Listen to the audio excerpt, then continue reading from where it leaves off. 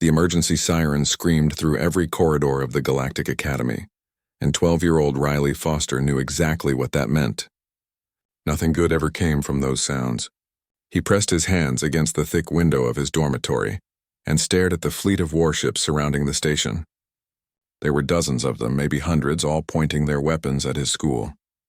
Brutus, his honey badger, climbed onto the desk beside him and made a low, growling sound. The animal's dark eyes watched the ships with the same intensity Riley felt in his chest. They had been together for 6 months now, ever since Riley's parents sent Brutus from Earth to help with his anxiety. Having a companion made living among aliens less lonely. Having a companion who feared absolutely nothing made it easier to be brave. All students and staff must evacuate immediately, a calm voice announced through the speakers. This is not a drill. Proceed to your assigned evacuation pods. You have 2 hours. Riley's roommate, a tall blue-skinned Veltharan named Corso, was already shoving clothes into a bag. His forearms moved in a blur of panic. Come on, human. We need to go now. But Riley wasn't listening. His mind was racing through everything he knew about emergency procedures. The Eastern Wing. Director Quinshaw always worked late in the Eastern Wing, reviewing applications and writing recommendation letters. She had written his letter. She had fought the council when they said humans were too primitive for the academy. She had promised his parents she would keep him safe. Riley. Corso grabbed his shoulder with 2 hands. The Scarith warlord gave us 2 hours before he destroys everything. We have to leave. Riley pulled away and scooped Brutus into his arms. The honey badger was heavier than he looked. Solid muscle under thick fur. Go ahead. I'll catch up. Corso stared at him like he had gone insane. You'll die here! Then go, Riley said quietly. I'm not arguing about it. The Veltharan made a frustrated sound and ran for the door, joining the river of students flooding toward the evacuation deck. Riley waited until the corridor cleared, then ran in the opposite direction. His heart hammered against his ribs. Brutus squirmed in his arms, wanting to be put down, so Riley let him go. The honey badger immediately trotted ahead, as if he knew exactly where they were going. The Eastern Wing was chaos. Part of the ceiling had collapsed, probably from the first warning shots the Scarith fleet had fired. Dust filled the air and made Riley cough. Emergency lights flickered red and yellow. He climbed over broken furniture and shattered glass, calling out for the director. Hello, Director Quinshaw? Brutus stopped near a pile of debris and started digging. His powerful claws scraped against metal and concrete. Riley dropped to his knees beside him and started pulling away chunks of broken wall. His fingers found fabric. Then an arm. Director. Riley grabbed her wrist and felt for a pulse. It was there, weak but steady. Relief flooded through him. I'm going to get you out. Just hold on. A massive support beam had fallen across her legs. Riley tried to lift it and couldn't budge it even an inch. He was strong for a 12-year-old human, but this was too much. Panic started to creep into his thoughts. The evacuation ships would be launching soon. The Scarith warlord would start firing. He and the director would be trapped here when the academy was torn apart. Brutus squeezed into the gap beneath the beam and started pushing with his back. The animal's entire body trembled with effort. Riley understood what he was trying to do. He found a piece of broken pipe and jammed it under the beam, using it as a lever. Together, boy and badger strained against the weight. Come on, Riley grunted. Come on! The beam shifted. Just an inch, but it was enough. Riley wedged more debris underneath to hold it in place, then grabbed the director under her arms and pulled. She groaned in pain but didn't wake up. Her legs were bleeding badly. Riley tore strips from his shirt and wrapped them tight around the wounds, the way he had learned in survival training. The speakers crackled. Final evacuation ships departing in 30 minutes. All remaining personnel must board immediately. Riley looked around frantically. The safe room. Every section of the academy had a reinforced safe room designed to survive attacks. He had memorized their locations during his first week, back when everything about space stations terrified him. The nearest one was 2 corridors away. He tried to lift the director and nearly fell. She was too heavy. Brutus made an impatient sound and grabbed the director's sleeve in his teeth, tugging. Riley understood. He took her arms. Brutus positioned himself near her feet, and together they started dragging her across the floor. Every meter felt like a kilometer. Riley's arms screamed in protest. Sweat poured down his face. The director's body left a trail of blood on the white floor. Brutus pulled with surprising strength for such a small animal, His teeth locked on her pant leg. 20 minutes until departure. This is your final warning. They reached the safe room door. Riley pressed his student badge against the scanner and nothing happened. He tried again. Still nothing. The power must have been cut to this section. He wanted to scream in frustration but forced himself to think. Emergency manual override. There had to be one. He found the panel hidden behind a wall plate and pried it open with shaking fingers. Inside was a mechanical wheel. Riley spun it as hard as he could. The door hissed and slowly began to open. An explosion rocked the station. Riley fell against the wall. Brutus kept his balance and continued pulling the director toward the opening. Riley scrambled back to his feet and helped push her through the doorway. The safe room was small, barely larger than his dormitory, but the walls were thick alloy designed to survive direct hits.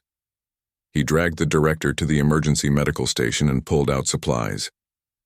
His hands shook as he attached monitoring equipment to her chest. The screen showed her vital signs. Weak but stable. He found oxygen masks and fitted one over her face, then pulled on one himself. Brutus paced in circles, agitated. 10 minutes until final departure. Riley sealed the door and spun the manual locks into place. The room's emergency power kicked on, bathing everything in dim blue light. He sat down beside the director and pulled Brutus into his lap. The honey badger's heart was racing. Riley could feel it through the thick fur. "We did it," he whispered. "We're going to be okay." The station shuddered. Through the thick walls, Riley heard the distant sound of the last evacuation ships launching. Then silence. They were alone now. Alone with whatever the Scarith warlord had planned. Riley closed his eyes and tried not to think about his parents back on Earth. Tried not to imagine what they would feel when they heard the news. He had made his choice. Director Quincha had saved him when the council wanted to reject his application. She had believed in him when others saw only a primitive species not ready for the stars. He couldn't leave her to die alone. Brutus licked his hand. Riley opened his eyes and looked at his companion. The honey badger stared back with absolute fearlessness. No panic, no regret, just loyalty. "You could have run," Riley told him. "You could have gotten on that ship." Brutus yawned, showing all his teeth, then curled up in Riley's lap and closed his eyes. As if this was just another ordinary day. As if they weren't waiting for a warlord's weapons to tear through the station. Riley heard the first bombardment begin. The walls shook but held firm. He wrapped his arms around Brutus and waited. The impacts came in waves, each one making the safe room shudder like a living thing. Riley sat with his back against the cold metal wall and counted the seconds between explosions. 7 seconds, 5 seconds, 3 seconds. The Scarith warlord was increasing his fire rate. Director Quincha still hadn't woken up. Her breathing was shallow beneath the oxygen mask. Riley checked the medical monitors every few minutes, terrified he would see the numbers drop to 0. He didn't know much about Veltheran biology, but the machine seemed to think she was stable. He had to trust that. Brutus explored every corner of the safe room, sniffing at supply crates and emergency equipment. He found a water dispenser and figured out how to work it with his paw, lapping at the stream until water dripped from his chin. Then he brought Riley a pouch, dropping it in his lap. "Thanks, buddy," Riley whispered. His throat was dry from the dust and fear. He drank half the pouch and saved the rest. No telling how long they would be stuck here. An explosion hit close enough to shake dust from the ceiling. Riley flinched. Brutus didn't even look up. The honey badger had returned to investigating a storage locker, trying to pry it open with his claws. Riley watched him and felt something settle in his chest. If Brutus wasn't afraid, then he wouldn't be either, or at least he would pretend not to be. The communication panel on the wall suddenly crackled to life. Riley jumped to his feet. A deep voice filled the room, speaking in Galactic Common with a harsh accent. "I am detecting one life sign remaining in the Academy. Identify yourself." Riley's hand hovered over the response button. Should he answer? Would that make things better or worse? The voice spoke again, more demanding this time. "Human child, I know you are there. The sensors do not lie. Respond or I will assume you are hostile." Riley pressed the button. "This is Riley Foster. I'm a student here." Silence. Then a sound that might have been laughter. "A student. The great Galactic Academy, symbol of unity and peace, has been abandoned by everyone except a human child." "The irony is delicious. I'm not alone," Riley said. "Director Quincha is here. She's hurt. She needs medical help." Then you should have evacuated when you had the chance. I gave everyone 2 hours. Very generous of me. Riley felt anger rise in his throat, hot and bitter. She couldn't evacuate. She was trapped. I stayed to help her. Another pause. Riley heard voices in the background speaking too fast to understand. Then the deep voice returned. You stayed. Despite knowing my weapons would fire. Despite having the opportunity to escape, why? Because she needed help, Riley said, as if it was the most obvious thing in the world. What else was I supposed to do? Save yourself. That is what any intelligent being would do. Survival is the first law of nature. Riley looked down at Brutus, who had given up on the locker and was now sitting beside the director, keeping watch. Maybe for some species. Humans are different. We don't leave our pack behind. Pack? The word was repeated slowly, like the speaker was tasting it. You consider the director your pack? She is not even your species, doesn't matter. She protected me when others wanted to reject my application. She made sure I had a place here. That makes her pack. The bombardment stopped. The sudden silence was almost worse than the noise. Riley's ears rang. He held his breath, waiting. I am the alpha of the Scarith clans, the voice said. Do you know why I am destroying your academy? Riley didn't answer. He had heard stories about the Scarith, a warrior species that had been denied membership in the galactic community decades ago. They were considered too aggressive, too violent. The rejection had driven them to the edges of civilized space.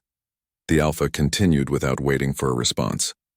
40 years ago, my grandfather applied for Scarith admission to this academy. He wanted to prove we were more than warriors. The council rejected him.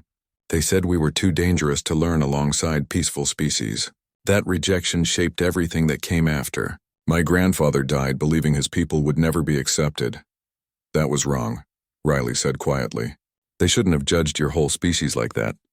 Wrong, yes, but the galaxy does not correct its wrongs. It forgets them. So I decided to make them remember. I will destroy the academy that rejected us. I will force the council to acknowledge what they did. Riley pressed his forehead against the cool metal of the communication panel. Destroying the academy won't fix what happened to your grandfather. It just makes you into what they accused you of being. The silence stretched so long Riley thought the connection had been cut. Then the Alpha spoke, and his voice was cold enough to freeze oxygen. You dare lecture me, human child?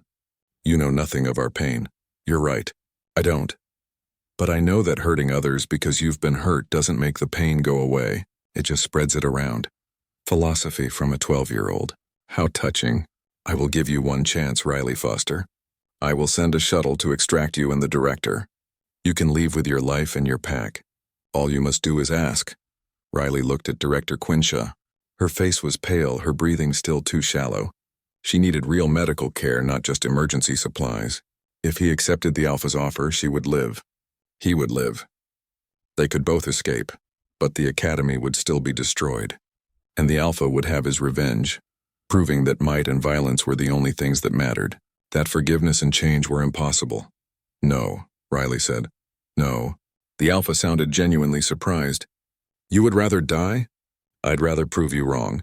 You think the galaxy only responds to violence, but I think you're scared that mercy might actually work, that showing you're more than what they accused you of being might get you what violence never could. The communication panel went dead. Riley waited for the bombardment to resume harder than before, but nothing happened. Minutes passed in silence. Brutus made a questioning sound and tilted his head. I don't know, Riley admitted. Maybe I made him angry. Maybe that was stupid. The medical monitor beeped. Riley rushed to the director's side. Her eyes were fluttering open. She tried to speak, but the oxygen mask muffled her words. Riley carefully removed it. Riley? Her voice was weak and confused. What happened? Where is everyone? They evacuated. The Scarith are attacking. I got you to the safe room. She tried to sit up and gasped in pain. Riley gently pushed her back down. Your legs are hurt. You need to stay still. You should have left me. Her eyes focused on his face, and he saw something like horror in them. Riley, you should have saved yourself. Couldn't do that, Director. Your pack. She closed her eyes, and tears leaked from the corners. You foolish, brave child. What have you done? Before Riley could answer, the communication panel crackled back to life. But this time it wasn't the Alpha's voice. It was younger, female, speaking rapidly in Scarith language, then switching to Galactic Common. Human boy, my father, the Alpha, is considering your words. Do not mistake this for weakness. He is simply deciding whether you deserve a warrior's death or a coward's. Riley didn't know what to say to that. Brutus climbed onto the director's chest, careful of her injuries, and settled down like a small, furry guardian. The director managed a weak smile and touched the honey badger's head. Is that Brutus? He stayed too? Wouldn't leave without me, Riley said. Honey badgers are stubborn like that. Stubborn like humans, she corrected softly. I am so sorry, Riley. Your parents trusted me to keep you safe. You did keep me safe. You gave me a place where I belonged. That's more than safety. That's home. The academy shuddered again, but it was different this time. Not an explosion. Something else. Through the thick walls, Riley heard the distant sound of metal on metal. Docking clamps. A ship was attaching to the station. The Alpha's voice returned. I am coming to see this human child who speaks of Pack and mercy. I will look at you face to face, and then I will decide if your words have any worth. The connection cut off. Riley and the director stared at each other. Brutus yawned, completely unbothered by the fact that a warlord was coming to judge them. Riley heard the cutting equipment working on the safe room door before he saw any sparks. The high-pitched whine of industrial lasers made his teeth ache. He stood between the door and Director Quinsha, even though he knew it was pointless.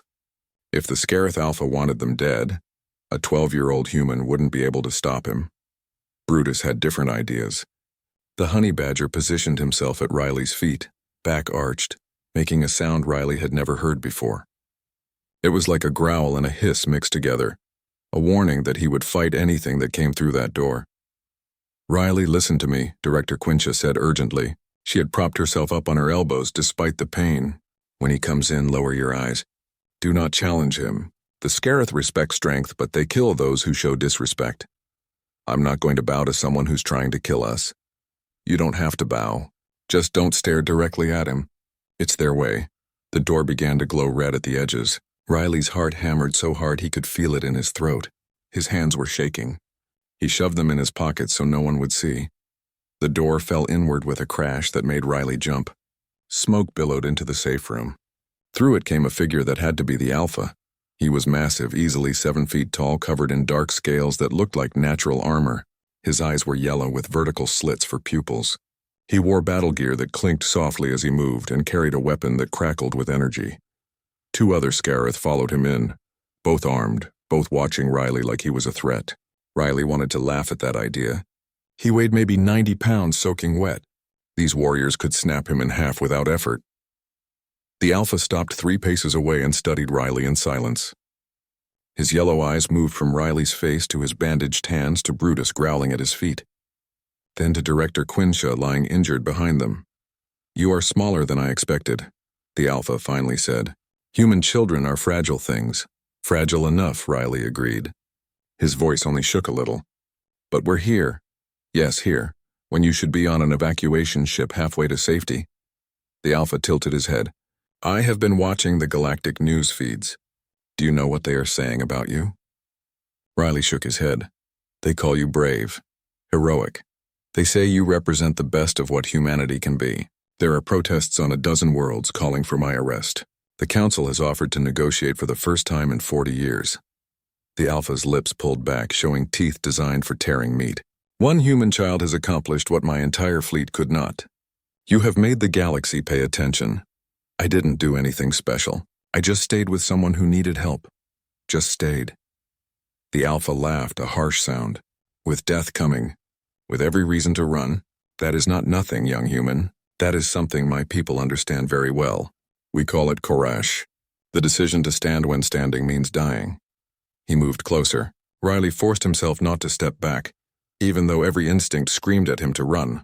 Brutus's growling got louder. The Alpha glanced down at the honey badger. And this creature, it could have left you. Animals know when danger comes, they flee. But it stays. Brutus is loyal, Riley said. He's Pack. Pack. The Alpha crouched down, bringing his enormous scaled face level with Riley's. You keep using that word. Explain it to me.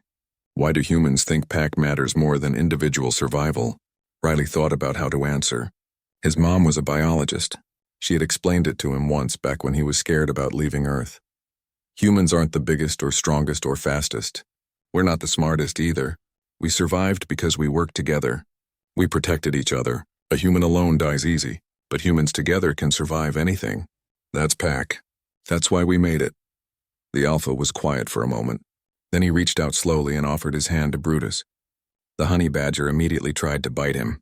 The Alpha pulled back with a speed that seemed impossible for something so large. It protects you even from me, he observed, knowing I could kill it with one strike. That is loyalty beyond reason. Loyalty doesn't have to be reasonable, Riley said. It just has to be real. One of the other Scarith warriors made a sound and spoke in their language. The Alpha responded sharply, his tone making it clear he was in charge. Then he stood back up and looked at Director Quinshaw. Felterin, I have heard of you. Director Quinshaw, who argued for human admission to the Academy. Many on the council opposed you. Many opposed humans for the same reason they opposed your people, the director said quietly. Fear of the unknown. I believed then and believe now that diversity makes us stronger. Pretty words. But you abandoned your academy when my fleet arrived. You fled like all the others. I did not flee. The ceiling collapsed and trapped me. Riley found me and refused to leave. He saved my life. The Alpha turned back to Riley. At the cost of your own. What good is saving one life if you both die? Better than living knowing I could have tried and didn't. Sentiment, emotion. These are weaknesses in warfare. Maybe, Riley said. But warfare isn't everything. Sometimes choosing not to fight is stronger than fighting. The Alpha's expression changed. Something like anger flashed in his yellow eyes. Do not presume to teach me about strength, child. My people have fought for generations to prove our worth. We have been rejected, exiled, treated as savages. And you think mercy will change that?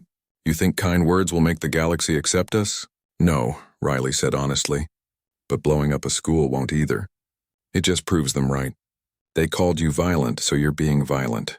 They said you were too dangerous, so you're being dangerous. You're letting them decide who you are. The Alpha grabbed Riley by the shirt and lifted him off the ground. Riley's feet dangled in the air. Brutus launched himself at the Alpha's leg, biting down hard. The Alpha didn't even flinch. His scales were too thick. I could crush you, the Alpha said softly. Right now, in this conversation. Destroy the Academy and return to my people with vengeance complete. Riley believed him. He could see his own death in those yellow eyes. But he also saw something else. Doubt. Hesitation. The Alpha wanted to be more than what the galaxy had called him. He just didn't know how. You could, Riley agreed. His voice came out strangled from the grip on his shirt. But then you'll never know if I was right. You'll never know if there was another way. Another way. The Alpha held him there for what felt like forever, then slowly lowered him back to the ground and released him. You speak like someone who has never known real hardship, real rejection.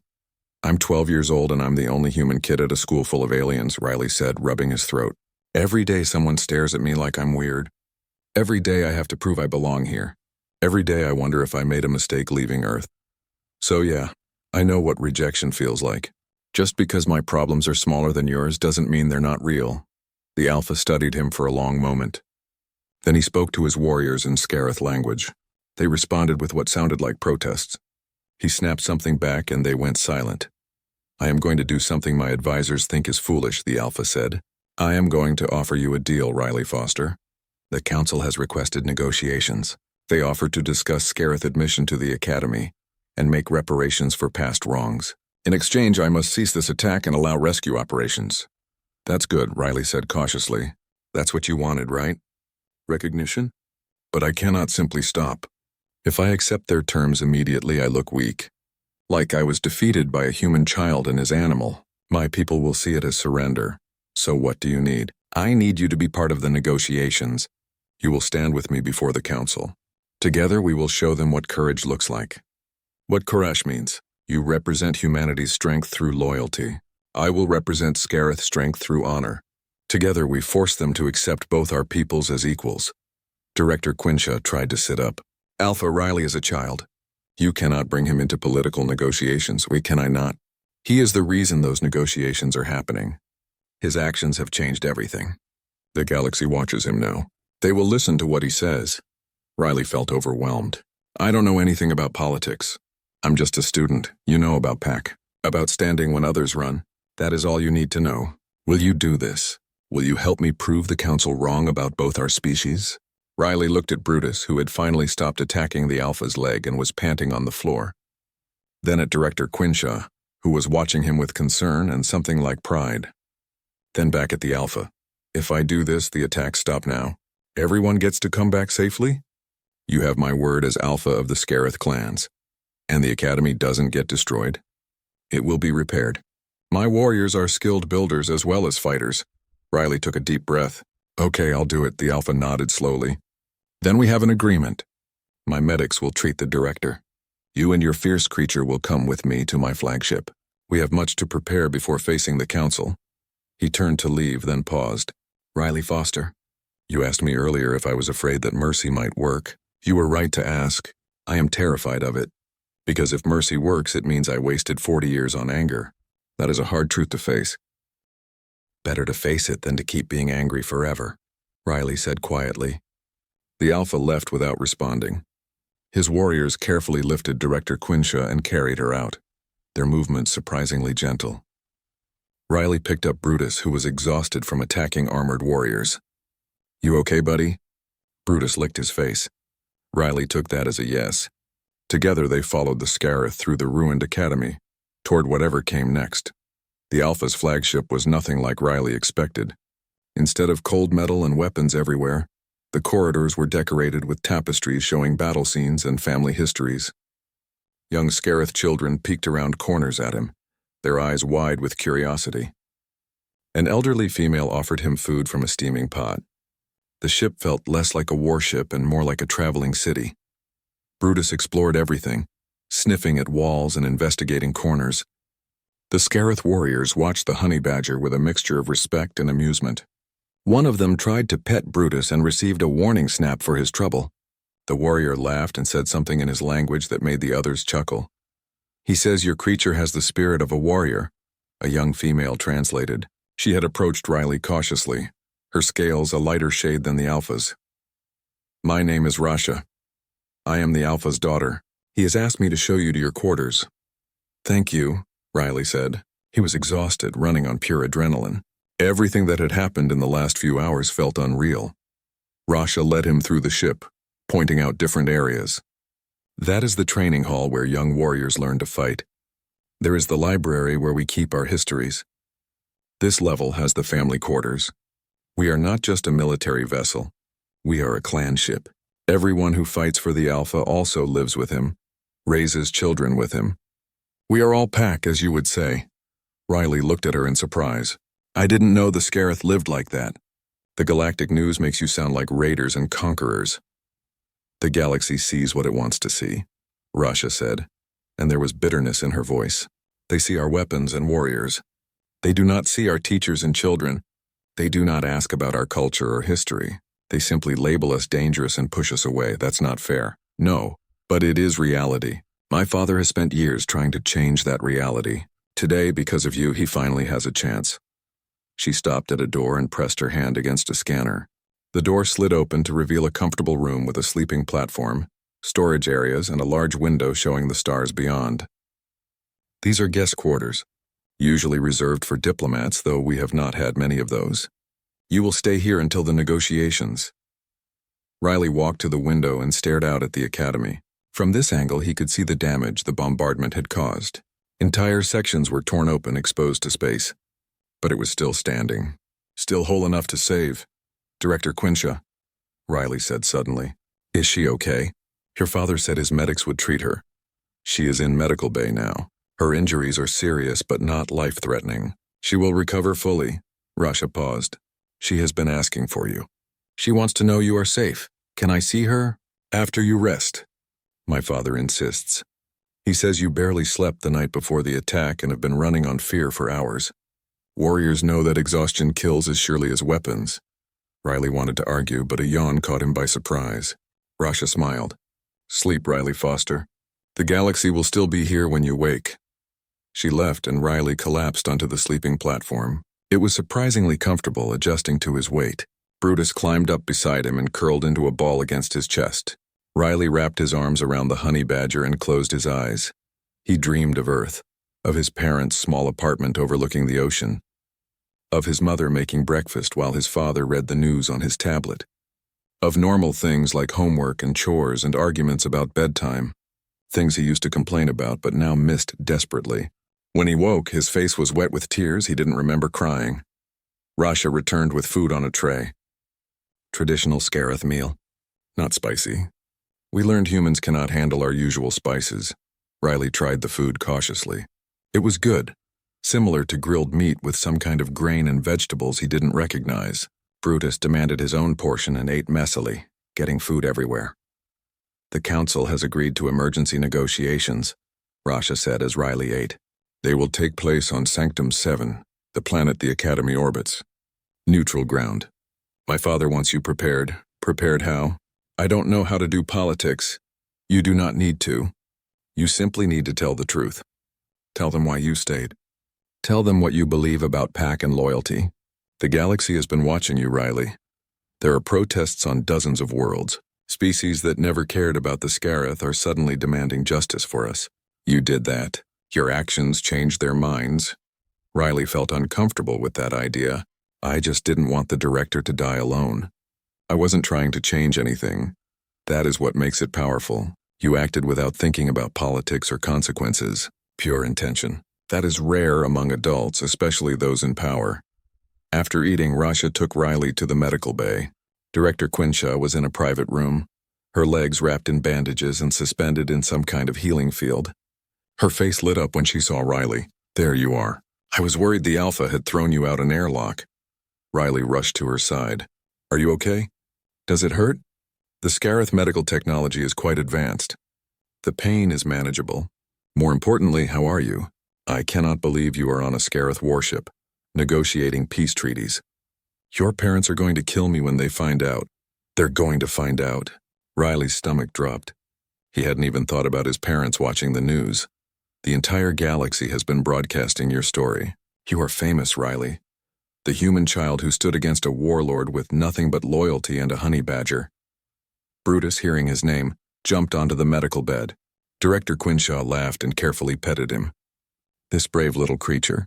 I owe him my life as well. He's good at protecting people, Riley said, even when those people are way bigger than him. They talked for a while about what would happen at the negotiations. The director explained how galactic politics worked, who the major players were, what arguments the council might make. Riley's head spun with information. Species names, treaty laws, historical precedents. It was like cramming for the hardest test imaginable. The most important thing, Director Quinshaw said seriously, is that you stay true to yourself. Do not let them make you into a political tool. You are a child who did a brave thing. That is all you need to be. Riley nodded, though he wasn't sure he believed her. Everyone seemed to want him to be something more. A symbol, a representative, a bridge between species.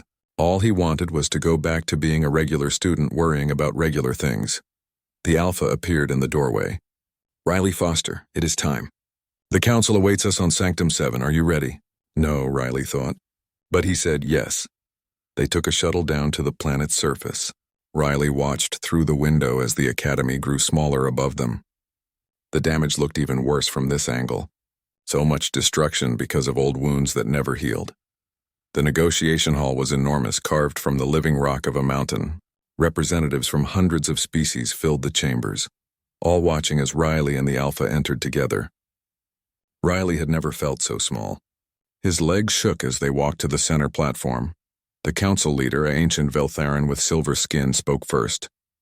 We are here to address the grievances of the Scarith clans and the recent attack on the Galactic Academy.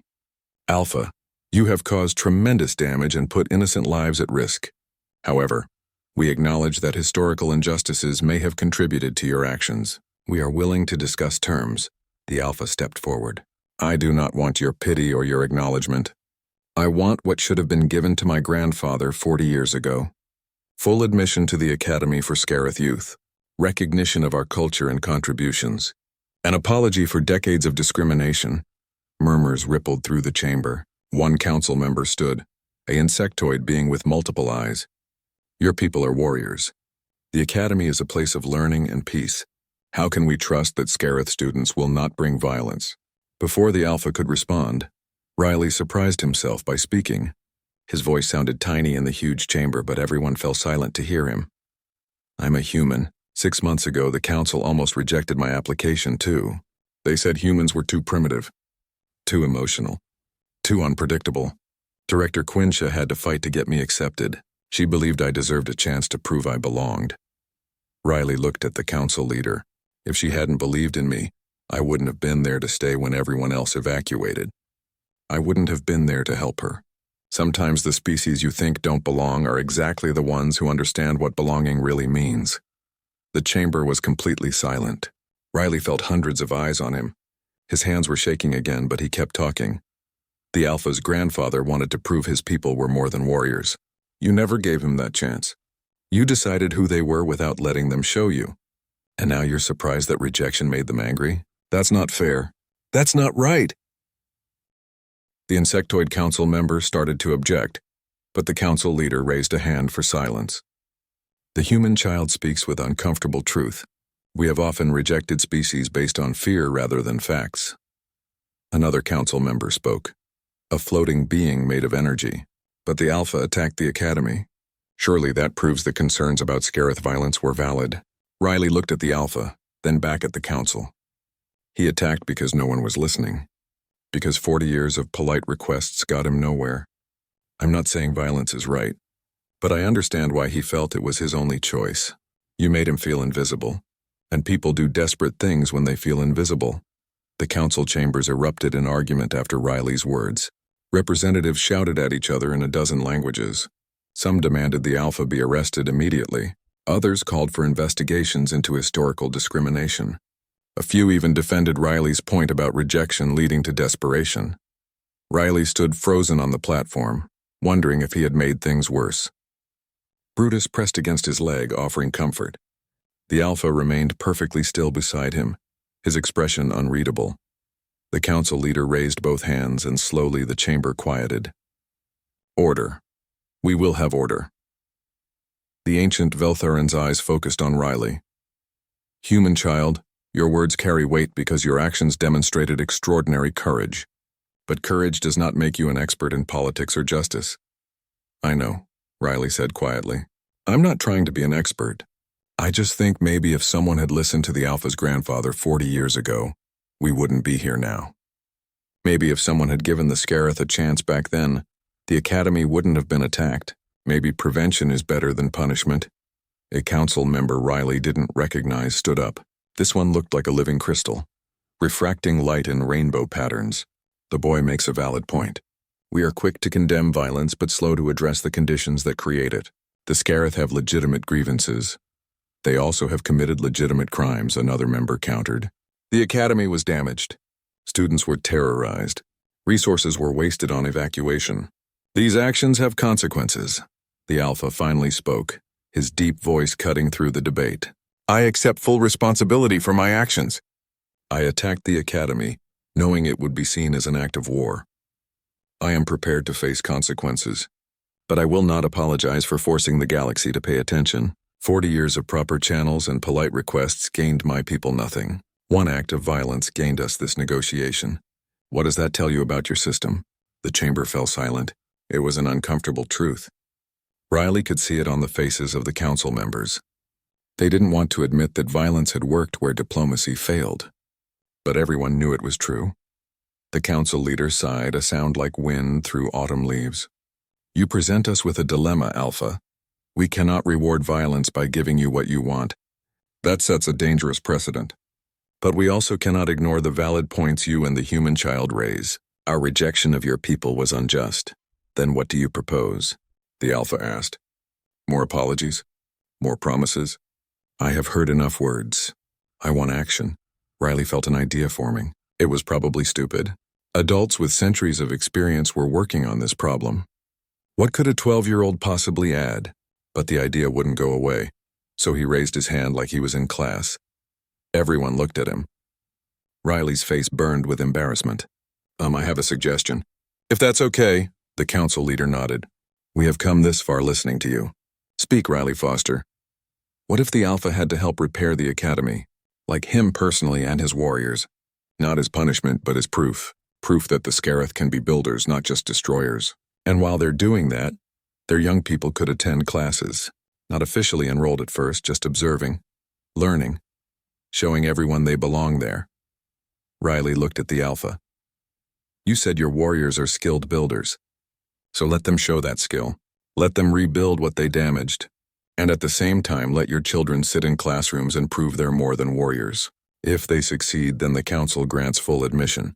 If they fail, well, at least everyone gave it a real chance this time. The chamber was quiet again, but this time it felt different, thoughtful instead of angry. Riley saw council members glancing at each other, considering. A probationary period, the crystal being said slowly, with clear goals and measures of success. It has merit. It puts the burden on the Scarith to prove themselves, another member added, rather than us simply granting admission. The insectoid who had questioned Scarith violence earlier clicked their mandibles thoughtfully. And it provides restitution for the damage while offering a path forward. 2 problems solved with 1 solution. The Alpha was staring at Riley with an expression that might have been respect. You would have us work alongside the species we attacked? Labor beside those we frightened? Yes, Riley said. Because that's how trust gets built. Not through meetings and treaties, but through working together, through showing instead of telling. And if violence occurs during this probationary period, if old fears and prejudices lead to conflict, Riley thought about that, then both sides have to try harder. The Scarith have to prove they can control their tempers, and everyone else has to give them a real chance instead of looking for excuses to reject them again. It only works if both sides want it to work. The council leader stood, and the room went completely silent. I will put this to a vote. All in favor of a probationary period as outlined by the human child, with specific terms to be negotiated, indicate now. Lights began appearing throughout the chamber. Green for yes, red for no. Riley held his breath and counted. Green, green, red, green, green, red, green. More green than red. Much more. The measure passes, the council leader announced. The Scarith will be granted probationary status. Terms to include repair work on the academy, observation access for Scarith youth, and a full review in 1 standard year. If progress is satisfactory, full admission will be granted. The Alpha bowed his head slightly. It was the closest thing to submission Riley had seen from him. The Scarith clans accept these terms. We will prove worthy of this chance, or see that you do. And Alpha, 1 more condition. You will personally apologize to every student and staff member whose safety you endangered, face to face. No recordings or broadcasts. You will look them in the eye and acknowledge the fear you caused. The Alpha's jaw tightened. Riley could tell this was hard for him, maybe harder than the fighting or the repairs would be. Admitting he was wrong, showing vulnerability, but after a moment he nodded. I will do this. Then we have an agreement. The council leader looked at Riley. Young human, you have done something remarkable here. You turned a potential war into a path toward peace. Your species should be proud. Riley didn't feel proud. He felt exhausted and overwhelmed and desperately wanted to talk to his parents. But he managed to say thank you. The formal session ended and representatives began filtering out of the chamber. Some stopped to speak with the Alpha, offering cautious congratulations or stern warnings. Others approached Riley wanting to shake his hand or take pictures.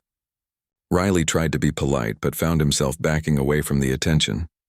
Rasha appeared at his side. Come, I will take you somewhere quiet. She led him and Brutus through side corridors to a small garden built into the mountain. Water flowed from a fountain carved to look like natural rock. Plants Riley didn't recognize grew in careful patterns. The noise of the chamber faded away. Thank you, Riley said, sitting on a bench. Brutus immediately began investigating the plants. That was too much. Fame is uncomfortable, Rasha agreed. Especially when you did not seek it.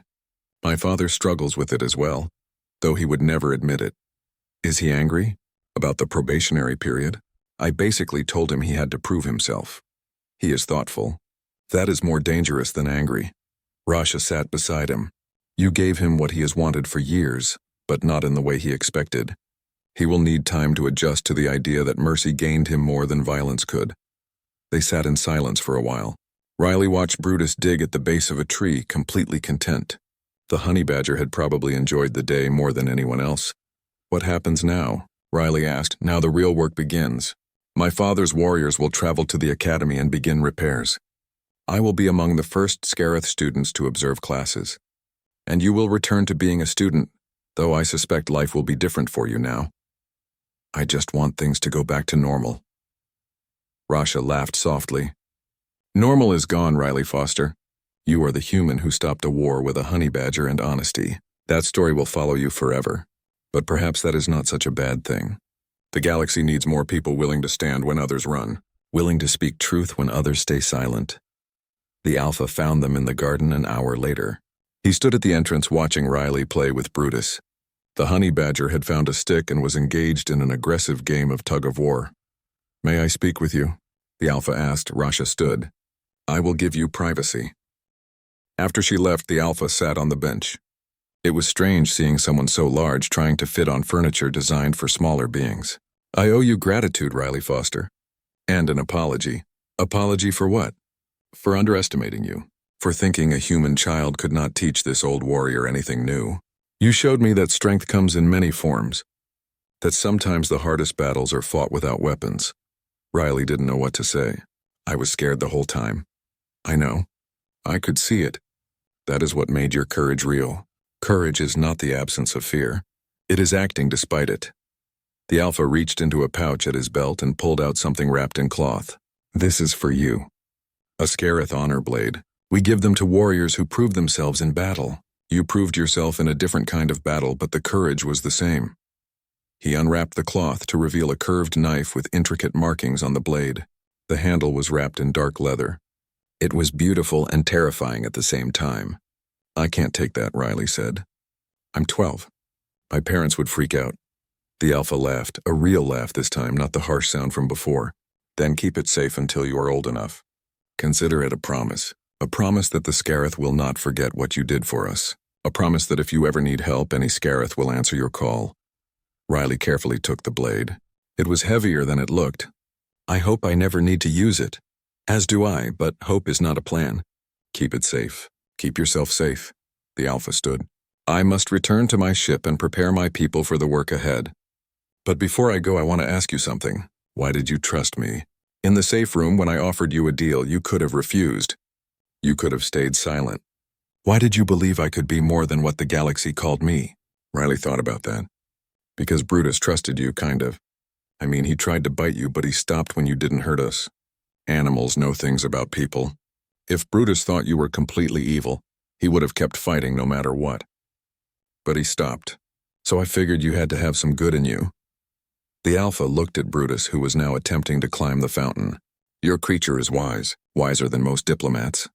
He bowed slightly to Riley. May your pack always remain strong, Riley Foster, and may you always have the courage to stand when others run. Then he left, his footsteps echoing through the stone corridors. Riley sat alone with Brutus, holding a warrior's blade and trying to process everything that had happened. Somewhere above them, the academy waited to be repaired. Students waited to return. His parents waited for him to call and explain why their 12-year-old son was negotiating galactic peace treaties. Normal was definitely gone, but maybe, Riley thought as Brutus finally succeeded in climbing the fountain and fell in with a splash. Maybe that was okay. Maybe normal was overrated anyway. 3 months after the attack, Riley stood in what used to be the eastern wing and barely recognized it. The collapsed ceiling had been replaced with transparent alloy that let starlight pour through. The walls, once cracked and broken, now featured intricate patterns carved by Scarith craftsmen. It was better than before, more beautiful. Proof that destruction could lead to something new. Brutus trotted ahead, sniffing at the fresh construction. He had become something of a celebrity at the academy. Students from a dozen species brought him treats and asked to take pictures. The honey badger tolerated it with his usual indifference, though Riley suspected he enjoyed the attention more than he let on.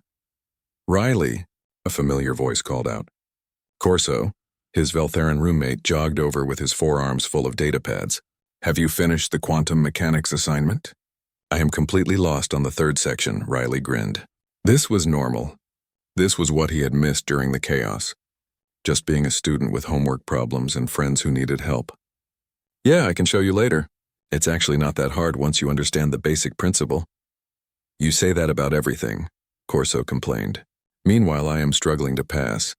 How do humans learn so quickly? We don't. I just had a really good teacher back on Earth who loved physics.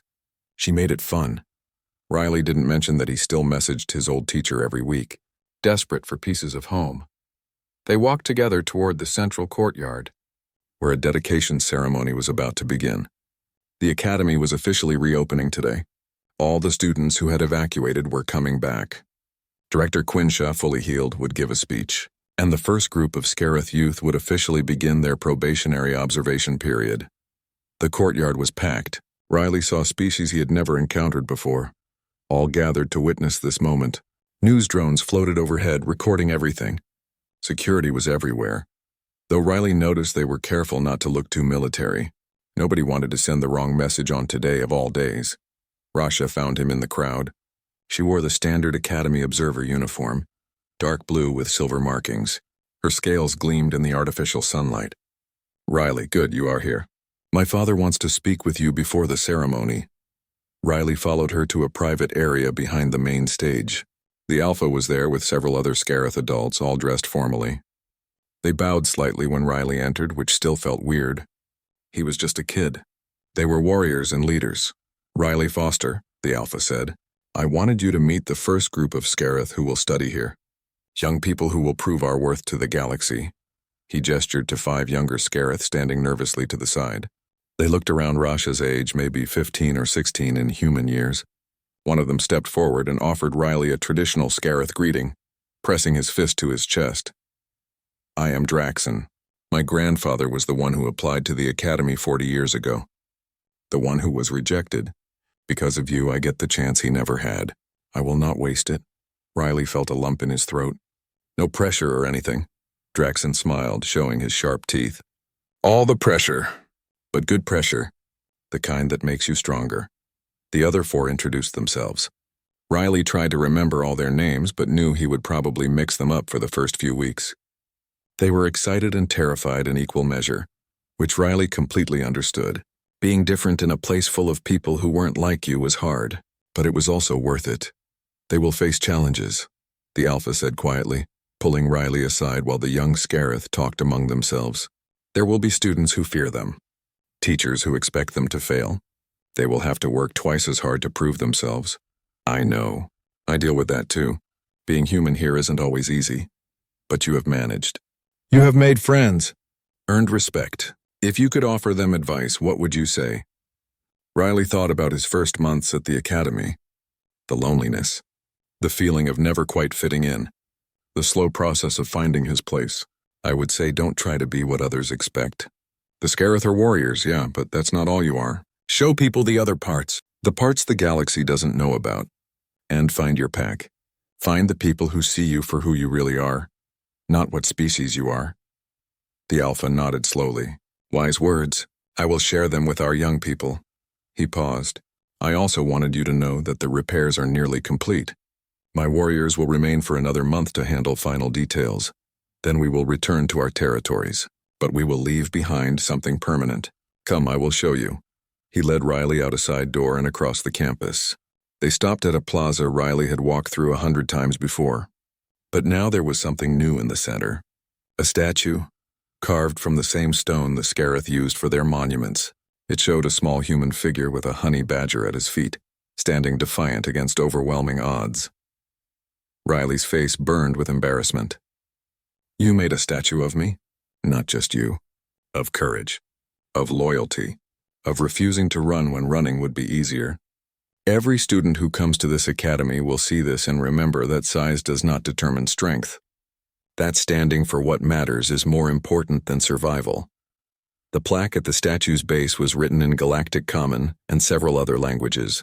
Riley read it slowly. Here stood Riley Foster and Brutus when others fled. Here they showed the galaxy what humanity means. Courage is not the absence of fear. It is deciding that something else matters more. I didn't do anything special, Riley said quietly. I just stayed with someone who needed help. And that is why it matters, the Alpha replied. You did not seek glory or fame. You simply did what your heart told you was right. That is true courage. That is what we want future generations to remember. Brutus, who had been investigating the statue's base, suddenly looked up and barked. Riley turned to see Director Quinshaw approaching with several other faculty members. She was walking without support now, though Riley noticed she still moved carefully. There you are, she said warmly. I should have known I would find you hiding from the crowds. The ceremony is about to begin and I need you on stage. Why? You're doing the speech. Yes, but I want you beside me. You are part of this story, Riley. Part of this new beginning. Besides, the Galactic Council representative specifically requested you be present. You have become quite influential whether you like it or not. Riley groaned. I really don't like it. Too bad, she said cheerfully. Come along, and bring your fierce companion. I suspect people will want to see both of you. The ceremony was longer than Riley expected. Director Quincha gave a beautiful speech about resilience and second chances. The Alpha spoke about the honor of being given another opportunity to prove the Scarith worth. Several council members talked about learning from past mistakes. Riley tried to pay attention but mostly focused on not fidgeting in front of all the cameras. Then Director Quincha called him forward. Riley's legs felt like water as he walked to the podium. Thousands of eyes watched him, millions more watched through broadcasts. Brutus trotted beside him, completely unbothered by the attention. I am not much for speeches, Riley said into the microphone. His voice cracked slightly. And I definitely didn't expect to be standing here today. 3 months ago, I was just a regular student trying to figure out homework and make friends. Then everything went crazy. Some people in the crowd laughed. Riley relaxed slightly. I stayed in the academy when everyone else left because Director Quincha needed help. That's it. That's the whole story. I didn't think about being brave or making a statement or changing politics. I just knew someone I cared about was in trouble, and I couldn't leave them alone. He looked out at the crowd, seeing faces from dozens of species all listening. The thing is, I think everybody here would have done the same thing. If it was your friend trapped, if it was your teacher hurt, you would have stayed too. We all want to believe we would do the right thing when it matters. Sometimes we actually get the chance to prove it. Riley glanced at the Scarith youth standing with the Alpha. And sometimes we get the chance to give others a chance, to look past what we've been told about a species and see who they actually are. The Scarith were called too violent for the Academy. Humans were called too primitive. Both of us got rejected by people who never really tried to know us. So maybe the lesson here is that we should stop deciding who people are before we meet them. Stop letting fear choose for us. He was rambling now, and he knew it. But the words kept coming. I'm not saying trust everyone automatically. Bad people exist in every species. But most people aren't bad. Most people just want a chance to prove they belong somewhere. And if we keep saying no without giving them that chance, we create the exact problems we're afraid of. Rejection makes people desperate. Desperation makes them do things they wouldn't normally do. And then we point at those things and say, see, we were right to reject them. Riley took a breath. The Alpha attacked the Academy because he was desperate. Because 40 years of polite requests got him nowhere. I'm not saying violence was right. But I understand why he felt it was necessary. And I think if we had listened 40 years ago, none of this would have happened. So maybe we should start listening now. Really listening. To the Scarith, to humans. To any species that feels invisible or rejected or desperate for someone to just give them a chance. The courtyard was completely silent. Riley suddenly felt very young and very stupid. He had just lectured the galactic community on politics and justice like he knew what he was talking about. Like a 12-year-old human had any business offering advice to species who had been navigating interstellar relations for millennia. Then someone started clapping. One person near the back. Then another. Then a whole section. The applause spread through the crowd like a wave. Species Riley didn't even recognize joining in. Some of them were cheering. Riley stood frozen at the podium, overwhelmed. Director Quincha stepped beside him and put a hand on his shoulder. Well said, Riley Foster. Very well said indeed. The rest of the ceremony passed in a blur. More speeches.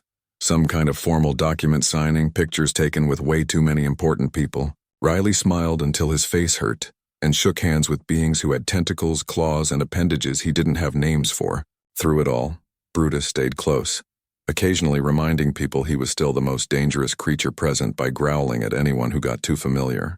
When it was finally over, Riley escaped to his dormitory with Corso and a group of friends.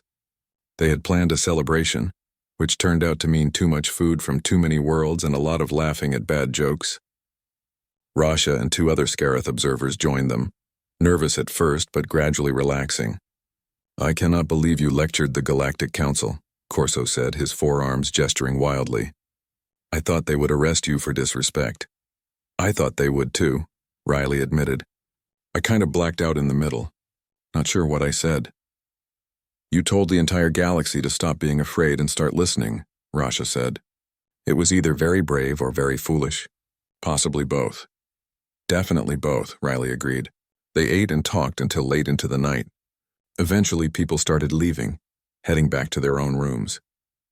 Corso fell asleep on his bunk, still wearing his formal clothes. Riley sat by the window with Brutus in his lap, looking out at the stars. His communicator buzzed. A message from his parents, time delayed from Earth.